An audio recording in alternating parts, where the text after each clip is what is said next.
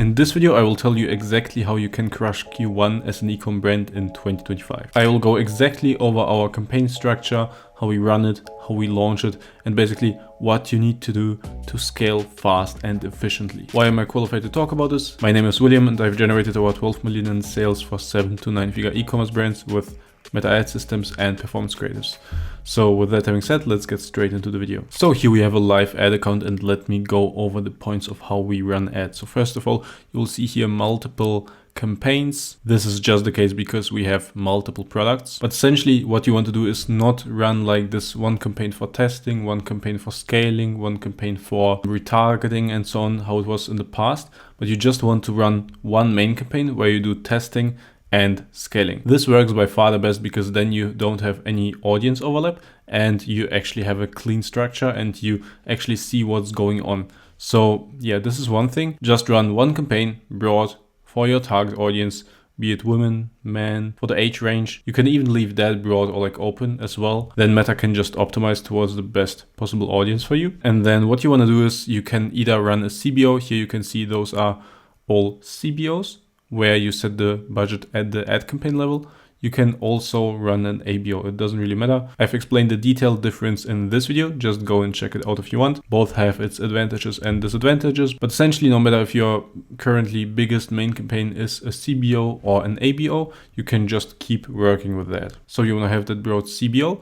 And then within this broad CBO, what you will do is basically just launching split testing batches. Just to explain quickly to you what is split testing batches, essentially it is the same ad angle and the same idea, but you make 3 different versions where you change one variable. So for example, here what we did is changing the overall visual while keeping the concept the same. So you can see it's the same headline, right? And it's the same copy on it. But we have basically 3 designs to just see like what angle of the phone case and like what overall visual and variation performs the best. If it's a video, it's very similar. Then we have just the same video, but 3 different hooks. Like, so basically the first 3 seconds of all the versions are different.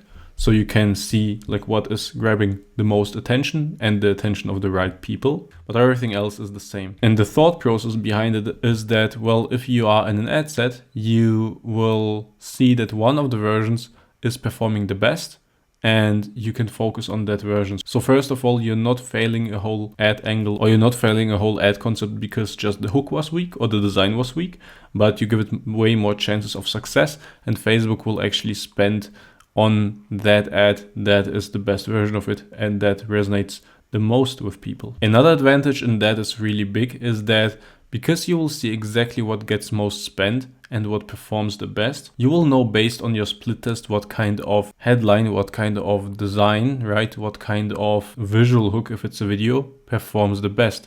And those learnings, you want to write them down, you want to note them down, and the next time you make ad creatives, you want to look at it and see, okay, well, I already did this test. I already know that this works and this doesn't work. So let me test another variable from what already works. For example, let's say if this turns out to be a winning ad, I think actually this version was the winning ad, then you can see, okay, you can build a new hypothesis. Why is this a winning ad?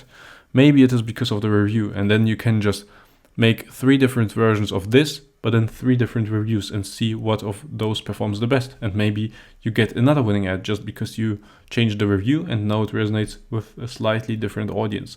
Or you can think, okay, maybe it's the red headline. Let me test another concept where you use like red headlines and then you check, does it perform better than the average concept or worse? And based on that again, you keep learning. And this is how we actually make winning ads predictably, because you keep learning and you keep implementing your learnings. And that way you don't just test random ideas, but you have a strategy, you have a plan. You know that if you keep doing this, you will get winning ads guaranteed. And this is how we scale brands. So, but in general, very easy. You just launch, the ad ideas as split testing batches, right? And you learn from what gets the most spent and the most performance. The losing versions, you can turn them off or let them run. Like if you launch it in a dynamic creative test, right?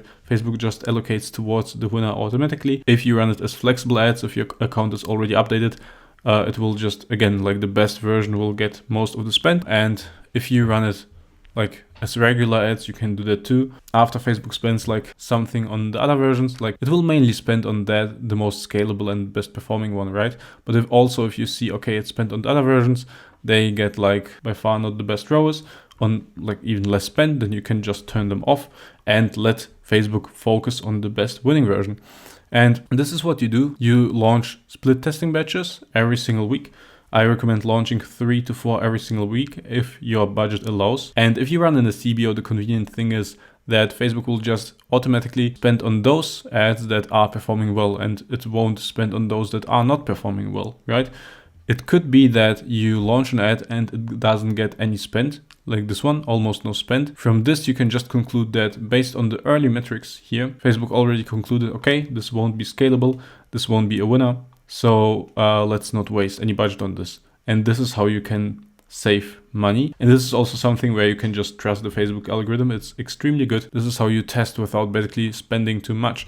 You also might be wondering, okay, but why like this ad set, right? It got way less spend than this one or this one, but it got a better cost per result, right? It got a better ROAS. Why didn't it get more spend? That's because if you run in a CBO, Facebook spends on the most scalable ads, not most profitable ads. So it already knows like, okay, maybe on this spend it got this performance, but it also knows if I would spend 2K on this ad set, it wouldn't perform as well as this one. The cost per result would actually go much higher because the audience for this ad is smaller and it is not as scalable. And this is how the CBO decides what to spend on. If you run in an ABO, of course, then you have the budget to set here. You can just see, okay, this has good performance, you increase the budget. This has low performance, so you decrease the budget. And then you just scale by, like, basically when you have those winning ad sets, those winning tests, you just increase the budget on them, okay?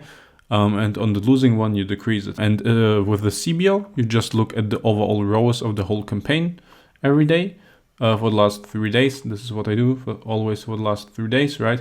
And then if it's better than the target, you increase the spend. If it's below the target, you decrease it. And this is how you balance out around the target. If you run ads with this system, it's very clean. It's very straightforward. You know exactly what you need to do to scale. Don't try to like media buy hack more performance. 80% of the performance is determined by the ad creative. So just run it in this system and focus on making ads that actually resonate so well with your audience that they perform really well. Now, if you need help with creating high performing ads that can actually scale your brand on a good ROAS, this is exactly what I do for e-commerce brands. Click the link in the description and you can set up a call with me and discuss how that would look like. Also, if you want to learn how we actually make those winning ads for you and what our framework looks like, just check out this video where I explain it and go over it so that you can just take it and implement yourself if you want to. Keep scaling, see you there.